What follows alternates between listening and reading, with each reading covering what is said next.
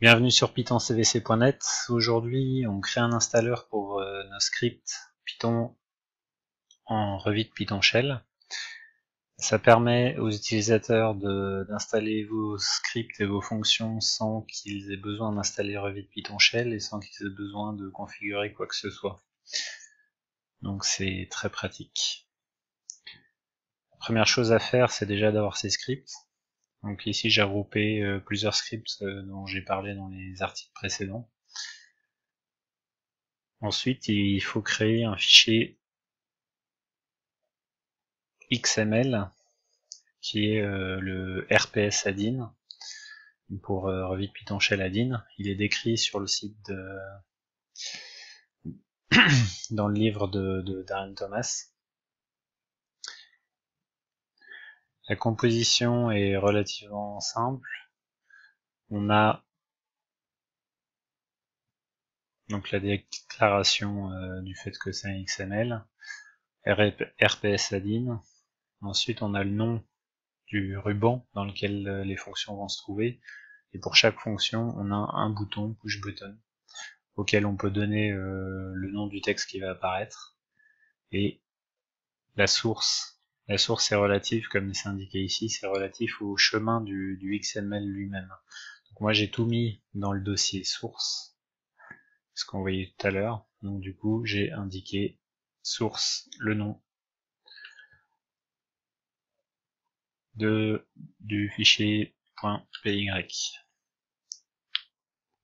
Prochaine étape, on va utiliser l'outil de déploiement de Revit Python Shell pour transformer nos scripts en .py en fichiers DLL qui sont exploitables par Revit directement.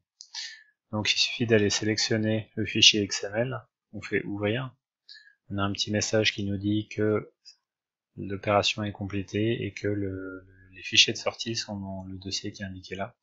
Donc c'est output plus le nom du fichier XML. Donc on va aller voir dans le dossier. C'est ici, donc on voit on a toutes les bibliothèques nécessaires pour le lancement du script. Et en l'occurrence, les 5 premiers sont relatifs aux différentes méthodes qui sont utilisées. Le dernier, c'est le Revit Python Shell, et celui-ci, c'est celui qui regroupe réellement l'ensemble des petits scripts qui sont en .py ici. Prochaine étape, on va créer un fichier Revit add-in standard. Pour plus de renseignements, vous pouvez aller voir la documentation sur les fichiers Revit add-in, avec tous les champs qui sont disponibles et leurs fonctions. En l'occurrence, j'en ai créé un ici. Et donc ce fichier-là, on a tout simplement le nom de l'application. On peut mettre absolument ce qu'on veut. L'assembly path, par contre, c'est important ça doit être le nom du DLL qu'on vient de générer.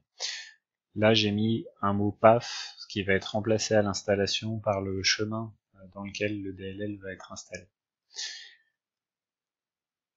Ici, on a le GUID, donc c'est l'identifiant unique qui est associé à votre application. Donc il faut en générer un soit avec Visual Studio, soit avec InnoSetup.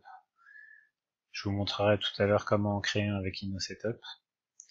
On a ici, c'est le full class name. Darren Thomas indique qu'il faut que ce soit identique au nom du XML qui a été utilisé pour la génération du DLL.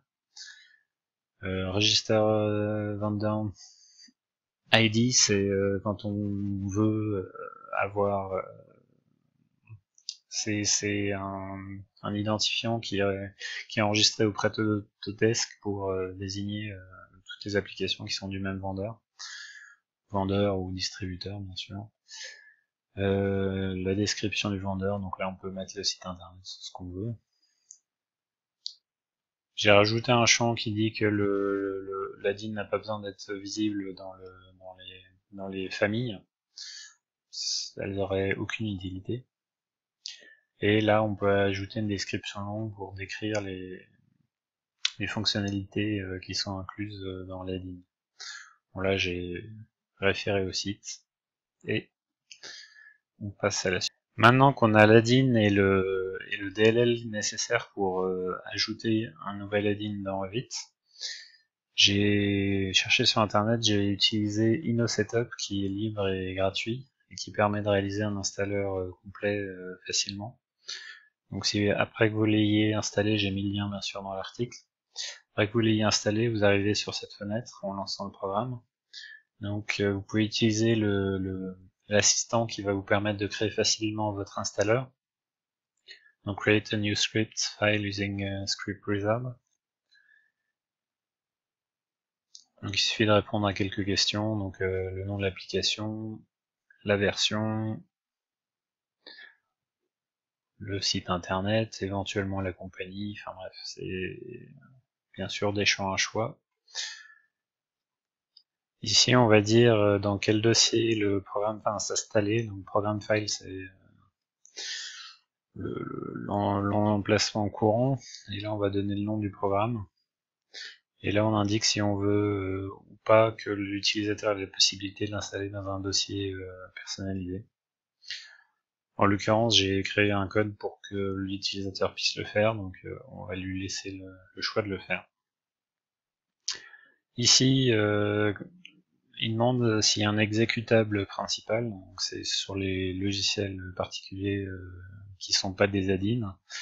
Donc là, je vais tout simplement dire que j'ai pas de fichier exécutable principal. Donc ensuite, il suffit d'ajouter les différents fichiers.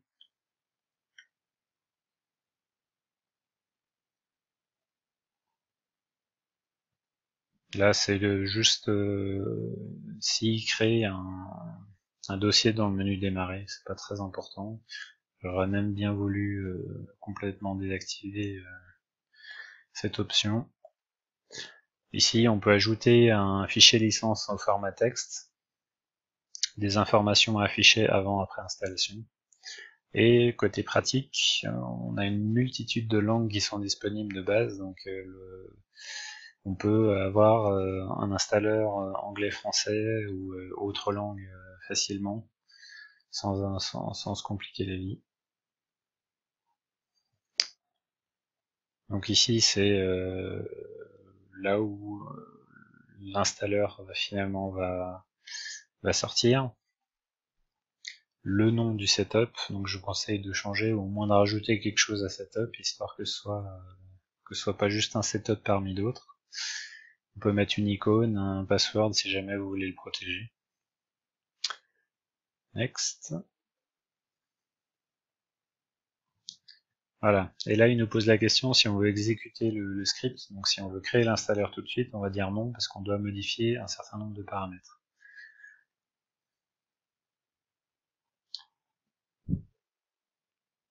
Donc on retrouve ici les différentes choses qu'on a rentrées. Par contre, je vais repasser sur le script que j'ai préparé en amont.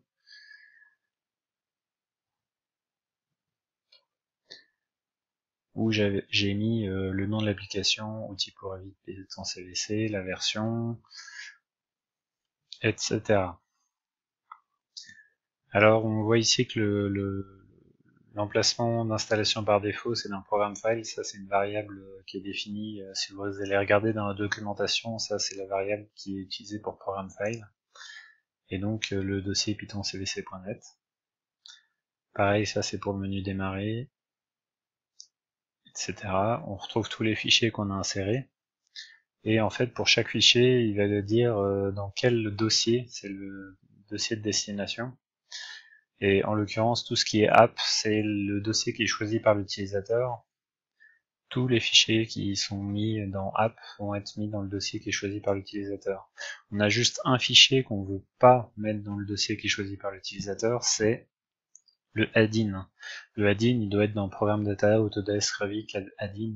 Et en l'occurrence, pour Revit 2015, ça va être 2015. Et donc j'ai changé ce champ-là. On était en app, je le suis passé en programme data. C'est pareil, dans la documentation, c'est c'est le code qui permet d'utiliser les variables environnement avec le % devant. Dernière étape, j'ai créé un code qui permet de mettre à jour, je vous avais montré tout à l'heure dans l'ADIN, j'ai un mot PAF qui doit être remplacé par le dossier d'installation choisi par l'utilisateur. Donc le code, je vous laisse regarder. Mais bon, voilà, là on retrouve le PAF, blablabla, et on remplace le mot PAF dans le XML, dans le fichier ADIN par le PAF qui est le texte correspondant au chemin d'installation. Une fois que votre code est prêt, vous pouvez lancer le script. Voilà. Tout de suite derrière, on a l'installateur qui se lance. Je vais juste montrer, hop, programme data et ça, et on va voir l'installation qui se fait en direct. Donc français, suivant. Là on a le dossier par défaut, je peux le changer. On va mettre test. Là on a l'ADIN qui vient d'être créé. On a le dossier test avec l'ensemble des DLL du programme et, très pratique, de quoi le désinstaller proprement. Donc on voit ici, on a le PAF du fichier ADIN d'origine qui a été remplacé par le dossier d'installation.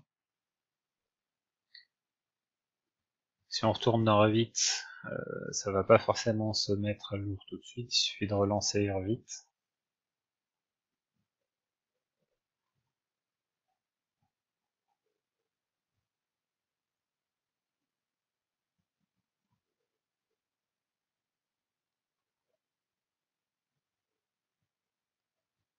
Et là, on a toutes nos fonctions qui sont présentes et qui sont fonctionnelles. Là, par exemple, pour supprimer le système.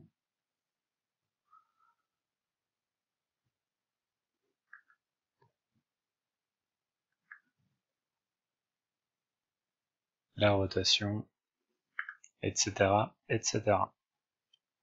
Je vous remonte quand même la désinstallation.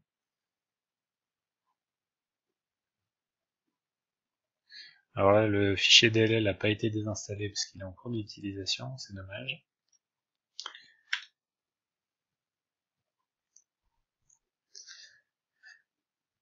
Mais voilà, on est revenu à zéro.